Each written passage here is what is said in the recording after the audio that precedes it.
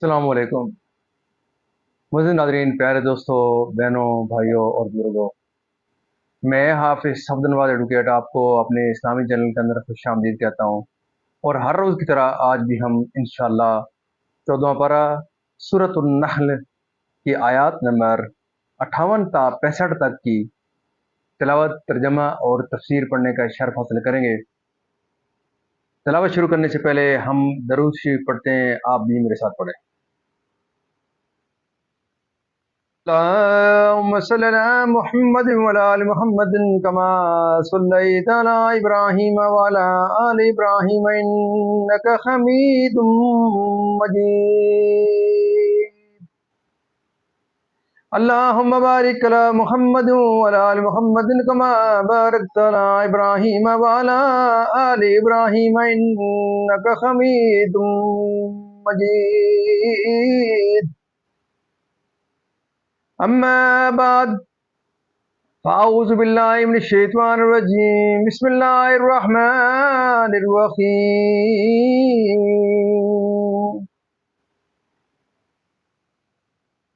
فإذا بشر أحدهم بالأنثى ظل وجهه مسودا وهو كظيم يتوارى من القوم من سوء ما بشر به أيمسكه على هون أم يدسه في التراب ألا ساء ما يحكمون. للذين لا يؤمنون بالآخرة مثل السوء ولله المثل الأعلى وهو العزيز الحكيم. ولو يؤاخذ الله الناس بظلمهم ما ترك عليها من دابة ولكن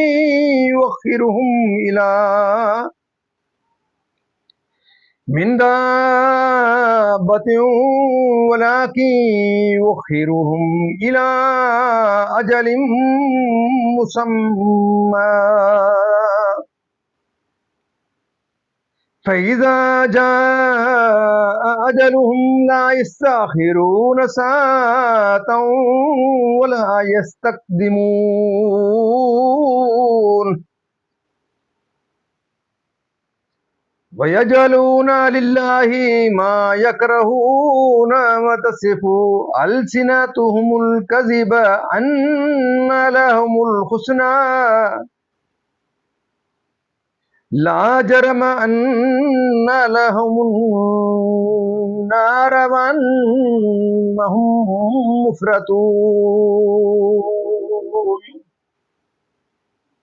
تالله لقد أرسلنا إلى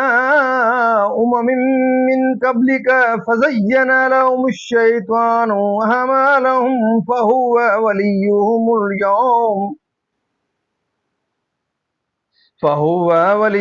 اليوم ولهم عذاب أليم.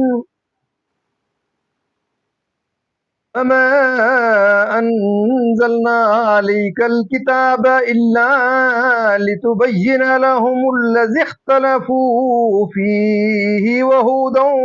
ورحمة لقوم يؤمنون. هدى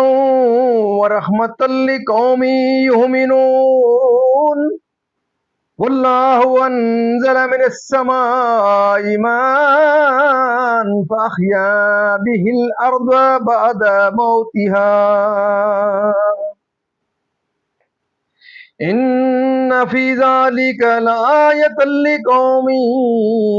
يسمعون. صدق اللہ العظیم. ترجمہ: اور جب ان میں کسی کو بیٹی ہونے کی خوشخبری دی جاتی ہے تو دن بھر اس کا منہ کالا رہتا ہے اور وہ غصہ کھاتا ہے، لوگوں سے چھپتا پھرتا ہے اس بشارت کی برائی کے سبب، کیا اسے ذلت کے ساتھ رکھے گا یا اسے مٹی میں دبا دے گا؟ ارے بہت ہی برا حکم لگاتے ہیں، جو آخرت پر ایمان نہیں لاتے انہی کا برا حال ہے، اور اللہ کی شان سب سے بلند اور وہی عزت و حکمت والا ہے۔ اور اگر اللہ لوگوں کو ان کے ظلم پر گرفت کرتا تو زمین پر کوئی چلنے والا نہیں چھوڑتا، لیکن انہیں ایک ٹھہرائے وعدے تک مہلت دیتا ہے، پھر جب ان کا وعدہ آئے گا نہ ایک گھڑی پیچھے ہٹیں نہ آگے بڑھیں، اور اللہ کے لیے وہ ٹھہراتے ہیں جو اپنے لیے ناگوار ہے، اور ان کی زبانیں جھوٹوں کہتی ہیں کہ ان کے لیے بھلائی ہے، تو آپ ہی ہوا کے ان کے لیے آگ ہے اور وہ حد سے گزارے ہوئے ہیں۔ خدا کی قسم، ہم نے تم سے پہلے کتنی امتوں کی طرف رسول بھیجے، تو شیطان نے ان کے کوتک یعنی کہ برے اعمال ان کی آنکھوں میں بھلے کر دکھائے، تو آج وہی ان کا رفیق ہے اور ان کے لیے دردناک عذاب ہے۔ اور ہم نے تم پر یہ کتاب نہ اتاری مگر اس کے لیے کہ تم لوگوں پر روشن کر دو جس بات میں اختلاف کریں، اور ہدایت اور رحمت ایمان والوں کے لیے۔ اور اللہ نے آسمان سے پانی اتارا تو اس سے زمین کو زندہ کر دیا اس کے مرے پیچھے، بے شک اس میں نشانی ہے ان کو جو کان رکھتے ہیں۔ معزز ناظرین، جہاں تک اس کا ترجمہ اختتام پذیر ہوا، اب اس کی تفسیر تسلسل سے، یعنی کفر کے ساتھ یہ کمال بدتمیزی بھی ہے کہ اپنے لیے بیٹے پسند کرتے ہیں، بیٹیاں ناپسند کرتے ہیں، اور اللہ تعالیٰ کے لیے جو مطلقاً اولاد سے منزہ اور پاک ہے، اور اس کے لیے اولاد ہی کا ثابت کرنا عیب لگانا ہے، اس کے لیے اولاد میں بھی وہ ثابت کرتے ہیں جس کو اپنے لیے حقیر اور سبب آر جانتے ہیں، غم سے شرم کے مارے، جیسا کہ کفار مضر و خزا و تمیم لڑکیوں کو زندہ گاڑ دیتے تھے کہ اللہ تعالیٰ کے لیے بیٹیاں ثابت کرتے ہیں جو اپنے لیے انہیں اس قدر ناگوار ہیں کہ وہ والد و ولد سب سے پاک اور منزہ، کوئی اس کا شریک نہیں، تمام صفات جلال و کمال سے متصف، یعنی معاصی پر پکڑتا اور عذاب میں جلدی فرماتا، سب کو ہلاک کر دیتا زمین پر چلنے والے سے، یا کافر مراد ہیں جیسا کہ دوسری آیت میں وارد ہے، ان شر الدواب عند اللہ الذین کفروا، یا یہ معنی ہے کہ روئے زمین پر کسی چلنے والے کو باقی نہیں چھوڑتا، جیسے کہ نوح علیہ السلام کے زمانہ میں جو کوئی زمین پر تھا ان سب کو ہلاک کر دیا، صرف وہی باقی رہے جو زمین پر نہ تھے۔ حضرت نوح علیہ السلام کے ساتھ کشتی میں تھے۔ اور ایک قول یہ بھی ہے کہ معنی یہ ہے کہ ظالموں کو ہلاک کر دیتا اور ان کی نسلیں منقطع ہو جاتی، پھر زمین میں کوئی باقی نہ رہتا۔ اپنے فضل و کرم اور حلم سے ٹھہرائے وعدے سے یا اختتام عمر مراد ہے یا قیامت، یعنی بیٹیاں اور شریک، یعنی جنت و کفار باوجود اپنے کفر و بہتان اور خدا کے لیے بیٹیاں بتانے کے بھی اپنے آپ کو حق پر گمان کرتے تھے، اور کہتے تھے کہ اگر محمد صلی اللہ علیہ وسلم سچے ہوں اور خلقت مرنے کے بعد پھر اٹھائی جائے تو جنت ہمیں کو ملے گی کیونکہ ہم حق پر ہیں۔ ان کے حق میں اللہ تعالیٰ فرماتا ہے جہنم ہی میں چھوڑ دیے جائیں گے، اور انہوں نے اپنی بدیوں کو نیکیاں سمجھا، دنیا میں اسی کے کہے پر چلتے ہیں، اور جو شیطان کو اپنا رفیق اور مختار بنائے وہ ضرور ذلیل و خوار ہو، یا یہ معنی ہے کہ روز آخرت شیطان کی سوا انہیں کوئی رفیق نہ ملے گا، اور شیطان خود ہی گرفتار عذاب ہوگا، ان کی کیا مدد کر سکے گا آخرت میں۔ یعنی قرآن شریف امور دین سے رویدگی سے سرسبزی و شادابی بخش کر یعنی خشک اور بے سبز و بے گیا ہونے کے بعد وہ سن کر سمجھتے اور غور کرتے ہیں، وہ اس نتیجہ پر پہنچتے ہیں جو قادر برحق زمین کو اس کی موت یعنی قوت نامیہ فنا ہو جانے کے بعد پھر زندگی دیتا ہے، وہ انسان کو اس کے مرنے کے بعد بے شک زندہ کرنے پر قادر ہے۔ اگر تم اس میں غور کرو تو بہتر نتائج حاصل کر سکتے ہو، اور حکمت الہیہ کے عجائب پر تمہیں آگاہی حاصل ہو سکتی ہے۔